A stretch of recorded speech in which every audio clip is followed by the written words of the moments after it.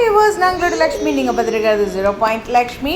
ஒரு பியூட்டிஃபுல்லான ட்ராவல் நம்மளுடைய சபரி அண்டு லக்ஷ்மி பிரியா ஈவெண்ட் முடிச்சதுக்கப்புறம் போயிட்டுருக்காங்க. அப்போ பார்த்திங்கன்னா மீட் த ஆக்சுவல் காவேரி அப்படின்ட்டு, அதாவது நதி காவேரி இருக்குல்ல, அதை மீட் பண்ணதாக ஒரு அழகான அப்டேட் கொடுத்துருக்காங்க. நமக்குமே காவேரி ஆறு எல்லா ஊர்லேயுமே கிட்டத்தட்ட எங்கள் ஊர் சைட்லலாம் பாஞ்சிட்டு தானே இருக்குது. அப்போ அந்த காவேரின்னு சொல்லும் போதெல்லாம் நான் சீரியலில் அடிக்கடி நினைப்பேன். ஸோ அதுதானே நதிகளுடைய சங்கமமாக தானே சீரியலில் எல்லா பேரும் இருக்குது. ஸோ அந்த மாதிரி ஒரு விஷயம். ஸோ 2 பேரும் ரொம்ப அழகாக ஈவெண்ட்லாம் முடிச்சுட்டு ஒரு ஃப்ரெஷ்ஷாக கிளம்பி போயிட்டுருக்காங்க.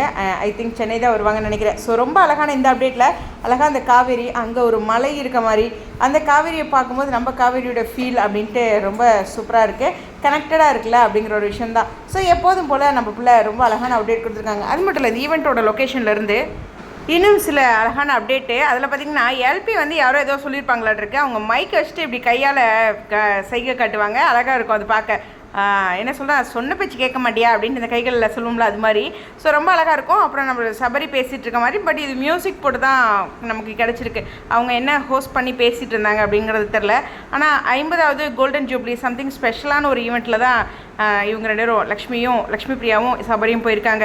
அது மட்டும் இல்லை, அந்த ஈவெண்ட்டோட அந்த பின்னாடி பார்த்திங்கன்னா அந்த ஸ்டேஜில் அவங்களோட பிக்லாம் போட்டு இவங்க வந்திருக்காங்கங்கிற இன்னொரு அப்டேட்டும் இருக்குது. ஸோ பார்க்க ரொம்ப ஃப்ரெஷ்ஷாக ஹாப்பியாக இருக்குது. ஸோ அதுவும் அந்த ஈவெண்ட்டோட லொக்கேஷன் சில அப்டேட்ஸும் கிடச்சிருந்தா அது உங்களுக்காக. ஸோ இந்த வீடியோ பற்றி உங்களுடைய கருத்துக்கள் ஸ்டுடியோ.